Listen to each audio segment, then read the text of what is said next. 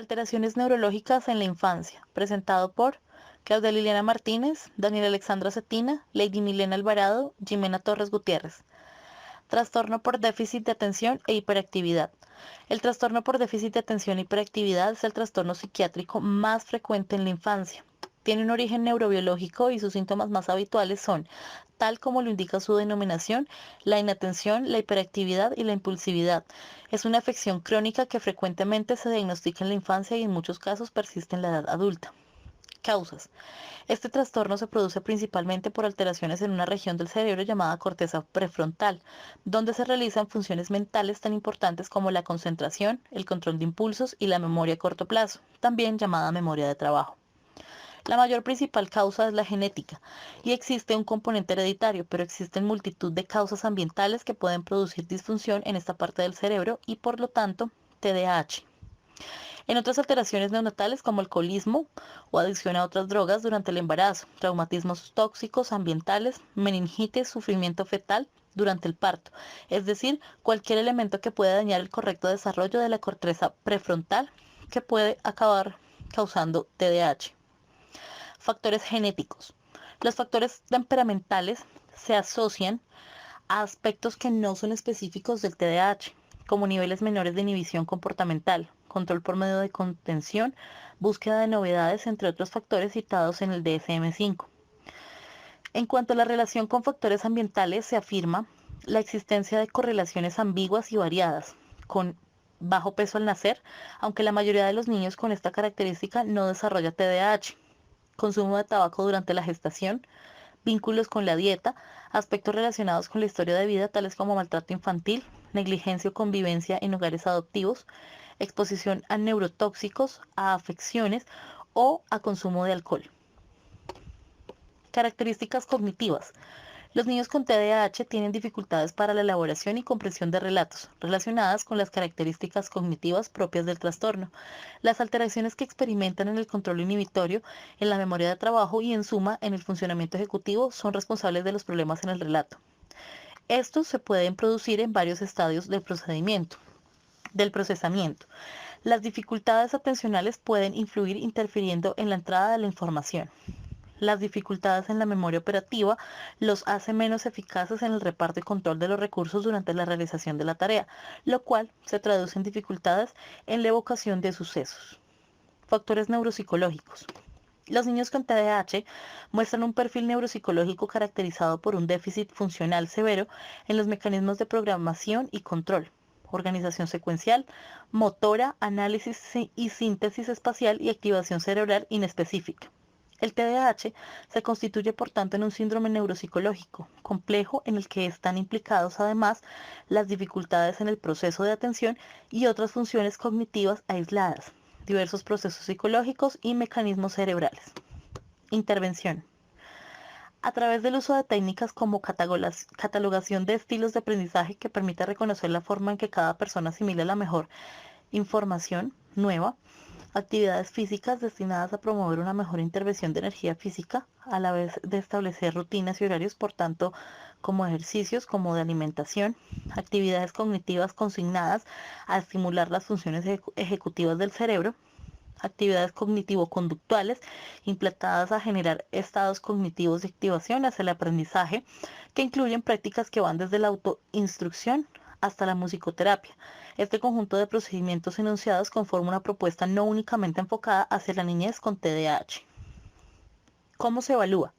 Su evaluación debe ser llevada a cabo por clínicos o psicólogos clínicos que realizan una serie de pruebas y entrevistas para evaluar los distintos contextos junto con la exploración física, para poder establecer un diagnóstico más acertado. Para el diagnóstico clínico, el profesional debe hacer una historia clínica formada por anamnesis, entrevistas y exploración física. La anamnesis debe recoger la historia perinatal, es decir, conocer si ha habido complicaciones durante el embarazo, el parto y los primeros meses de vida que pudieran influir en el desarrollo del trastorno. Antecedentes familiares, para saber si los familiares han tenido trastornos de este tipo u otros. Esta parte de la entrevista es muy importante dado que se habla de cierta probabilidad de transmisión genética del TDAH. Síntomas. Evalúa entre el acuerdo entre ambos progenitores sobre los síntomas y cuándo comenzaron a producirse o cuánto duran. Las exploraciones físicas, que sirven para descartar la presencia de cualquier enfermedad que explique los síntomas del paciente. La discalculia. La discalculia es la pérdida de la capacidad de realizar tareas de cálculo resultantes de una patología cerebral. Se conoce como acalculia. La discalculia es una dificultad específica para el aprendizaje de la aritmética, independientemente de la inteligencia y la instrucción, con base neurobiológica y tentativamente genética. Siguiendo el DSM, APA 2000, la discalculia se define como el trastorno de aprendizaje en el que se observa la capacidad aritmética sustancialmente por debajo de lo esperado, según la edad cronológica, el consciente intelectual y el nivel de escolaridad, donde tales dificultades interfieren significativamente en el rendimiento académico. En su última versión, el DSM-5 APA 2013, los trastornos del aprendizaje pasan a ser una subcategoría más general, los trastornos específicos del aprendizaje. Dentro del CIE-10, OMS 1992, la discalculia se encuentra dentro de los trastornos específicos del desarrollo del aprendizaje escolar. Factores genéticos. La discalculia es un trastorno biológico que no está causado por factores exógenos, sociofamiliares o pedagógicos.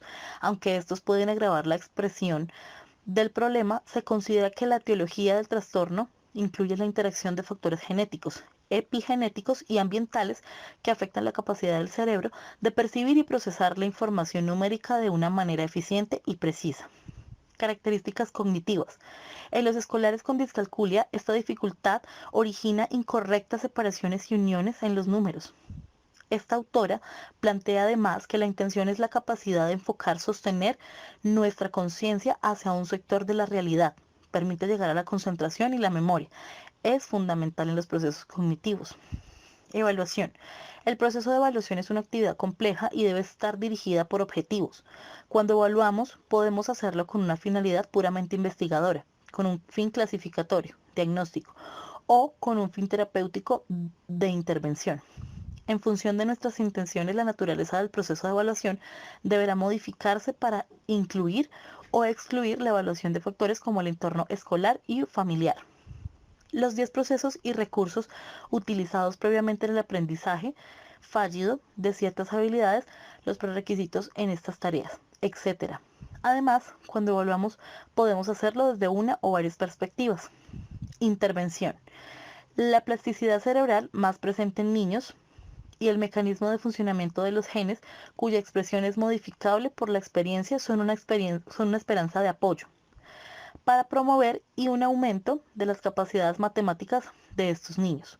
La investigación demuestra que programas de intervención bien diseñados son capaces de reducir las dificultades de niños con bajo estatus socioeconómico y también en sujetos con discalculia.